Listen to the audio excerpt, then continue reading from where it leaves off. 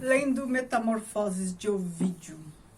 Olá pessoal, tudo bem? Hoje eu venho comentar a última parte do livro Metamorfoses de Ovídio, que é um livro que a gente está lendo desde abril, né? De abril a julho, a gente leu na verdade, de abril a julho. Agora em agosto eu vou comentar a última parte aqui. Já fiz 3 vídeos comentando as outras partes e este é o último.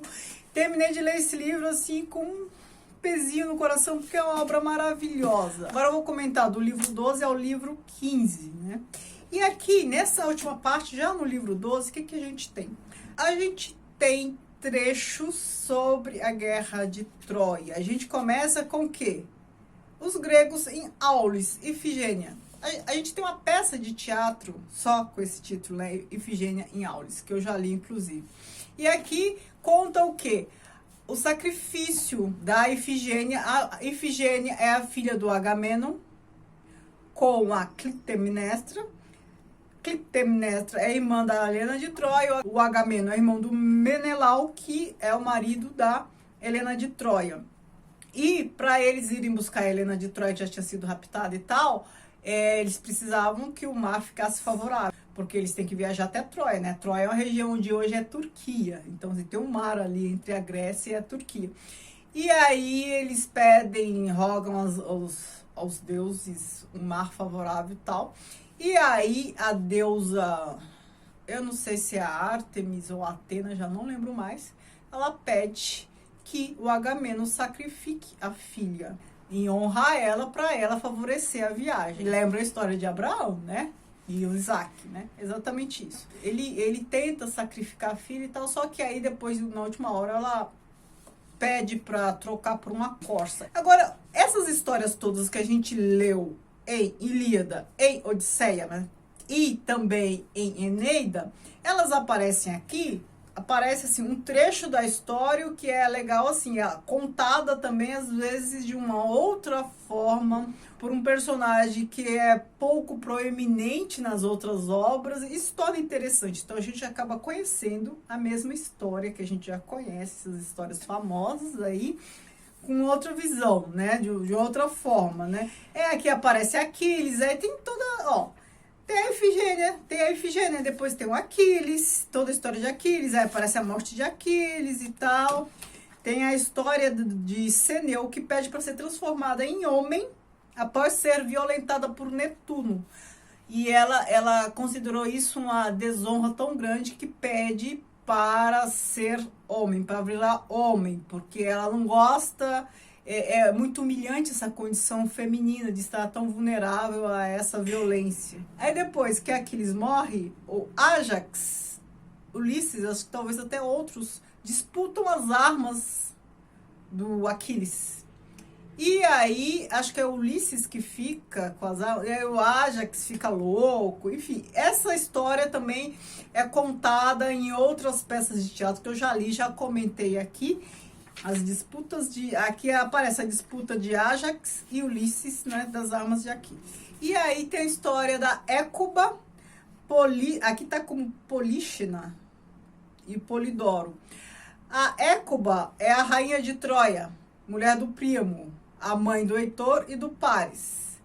E os filhos dela, um dos filhos dela, acho que é esse Polidoro, ela tentou salvar um desses, acho que esse Polidoro, acho que ela tentou salvar esse, se eu não me engano, mandou para outro lugar, aos cuidados de um cara lá. Esse cara matou o filho dela e não contou. E ela descobriu que o filho estava morto, foi lá, se vingou, matou os filhos dele e o cegou. Isso a gente vê na peça Écuba, que eu também já li e já comentei por aqui. Então essa história aqui é contada, de algo, não tão linearmente assim, referências a trechos da história, referência indireta a alguns personagens.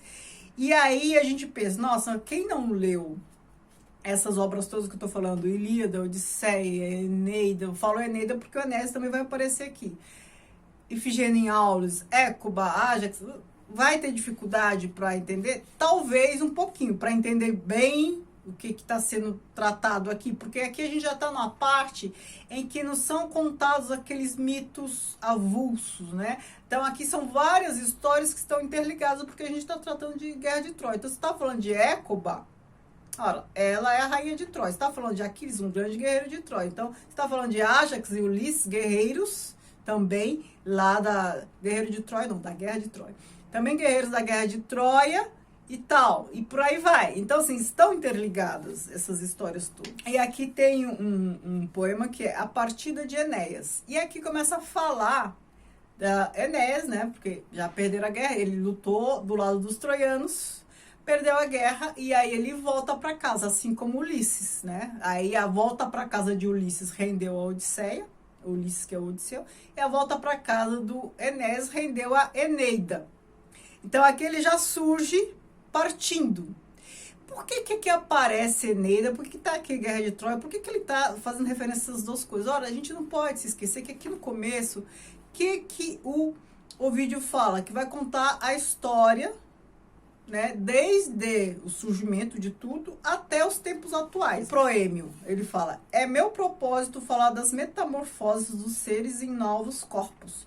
Vós, deuses, que as operastes, sede propícios aos meus intentos e acompanhai o meu poema, que vem das origens do mundo até os meus dias.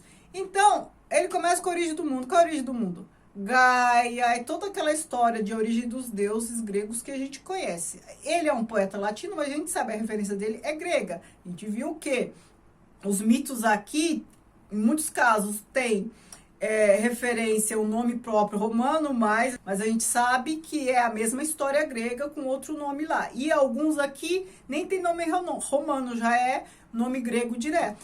Então toda a cultura, por isso que a gente fala cultura greco-romana, porque é basicamente uma coisa só.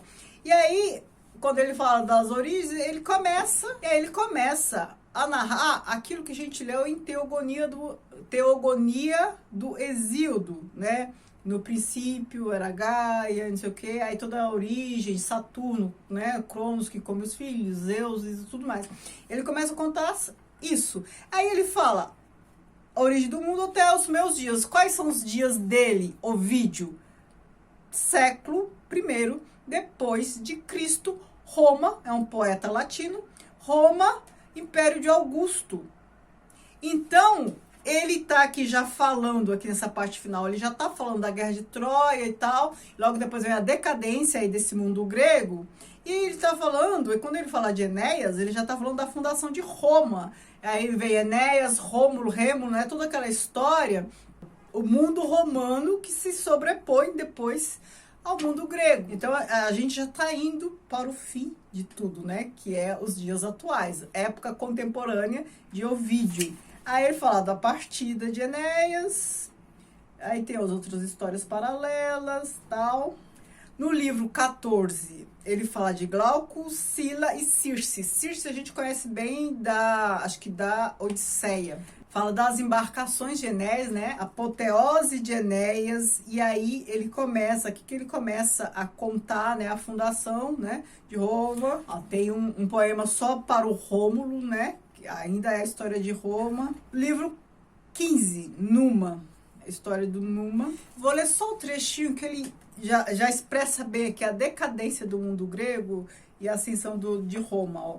Foi assim que Troia foi grande em recursos e homens, que durante anos pôde verter tanto sangue e que hoje, na sua humildade, mostra só velhas ruínas e os túmulos dos seus maiores em vez de riquezas. Nobre foi Esparta, poderosa e grande, Micenas, como foram a cidadela de Cécrope e de Anfío. Esparta é solo reles, a orgulhosa Micenas caiu.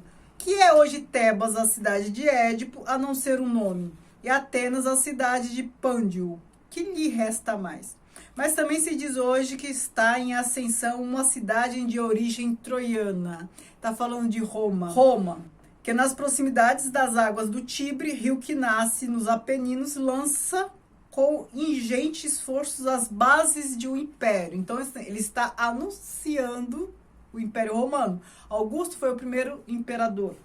Aí mais pra frente ele fala de Enéas, referindo-se a ele assim: filho de uma deusa, se tens por minimamente dignas de confiança as minhas predições, sabe que enquanto tu viveres, Troia não perecerá definitivamente. Por que isso? Porque ele foi perdedor lá em Troia, mas ele vai e constrói, funda uma cidade nos moldes de Troia, que é Roma. O fogo e o ferro abrir-te-ão caminho, partirás e levarás contigo o que salvares de Pérgamo. Pérgamo é a cidade ali perto de Troia.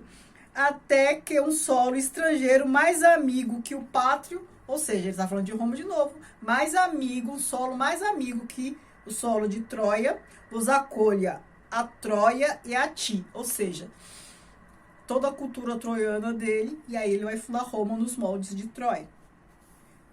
Por aí vai, não vou ler mais, senão isso vai ficar muito longo. E aqui ele conta a história de Hipólito, também. Hipólito é o filho do Teseu, esposo de Fedra. E eu li Hipólito, eu tenho aqui a versão francesa dos neoclássicos franceses, Racine. Eu não tenho a versão grega, acho que Eurípides escreveu Fedra. Mas na versão, o que acontece? Ela é madrasta de Hipólito, ela se apaixona por ele.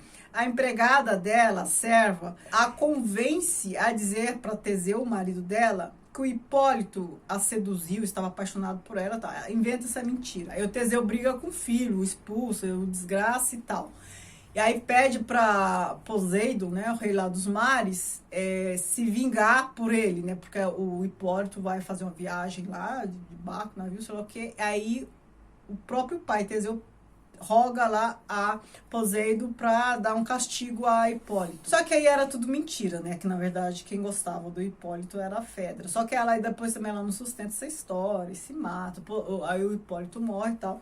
E aqui, essa história, ela é contada, e aqui é o Hipólito faz referência a isso, faz referência à madrasta. Por isso que eu gosto dessas passagens aqui, porque a gente conhece, retoma essas histórias, só que com outro ponto de vista. Um dia, a filha de Pasífae, que é a Fedra, tentando em vão que eu desonrasse o leito paterno, reveste o crime e inventa que era eu a querer o que ela queria, mas por medo da denúncia ou pela ofensa da recusa, e consegue a minha condenação. Ele está falando exatamente isso, né? Que ela inventou a história e tal, e na verdade é ela que gostava dele e ela inventou que era o contrário.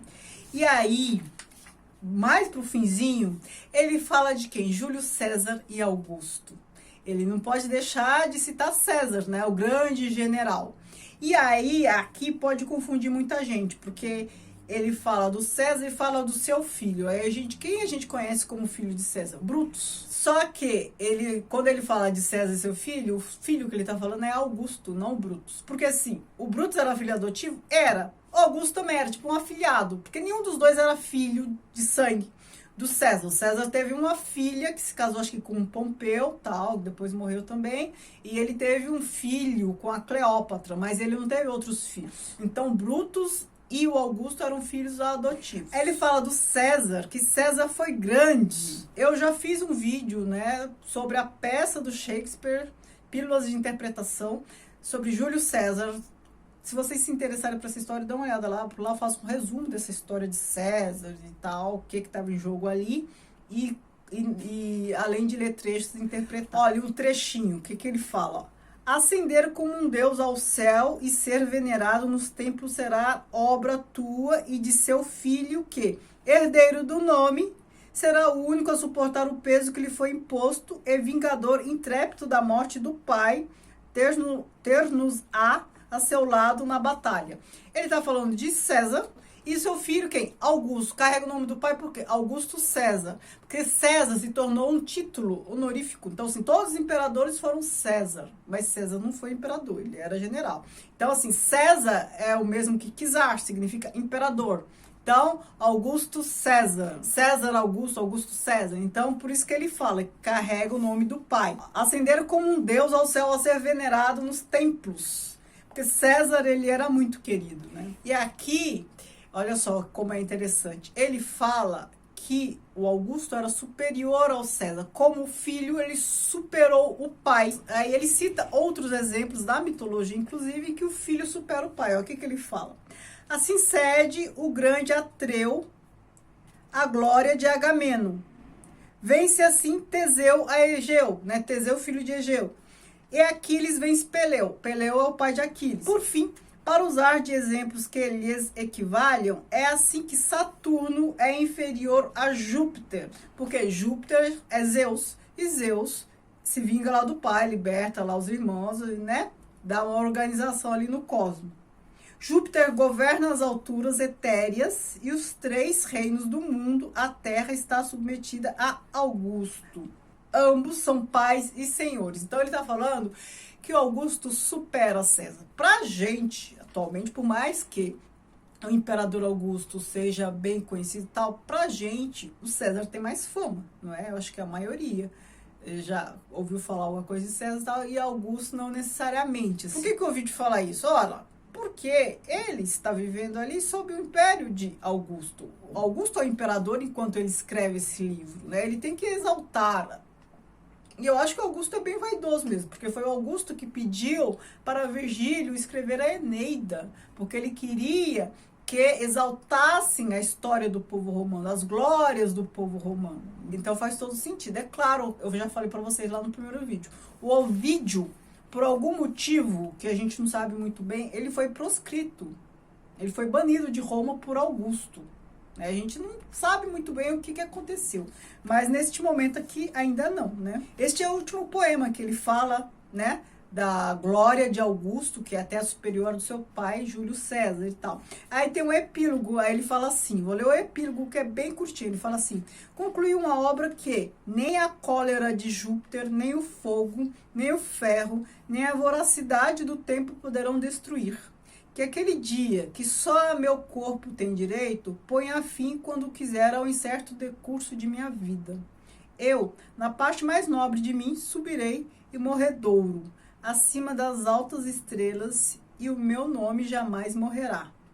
E, por onde o poder de Roma se estende sobre a terra dominada, andarei na boca do povo, e, se algo de verdade existe nos presságios dos poetas, graças a essa fama, hei de viver pelos séculos. E assim é, estamos nós aqui, lendo, louvando essa obra maravilhosa. E assim terminamos. Eu espero que vocês tenham gostado, quem está lendo junto, quem leu junto, eu espero que tenham gostado tanto quanto eu. Né? Eu amei ler essa obra. E quem não leu ainda, fica aí um convite para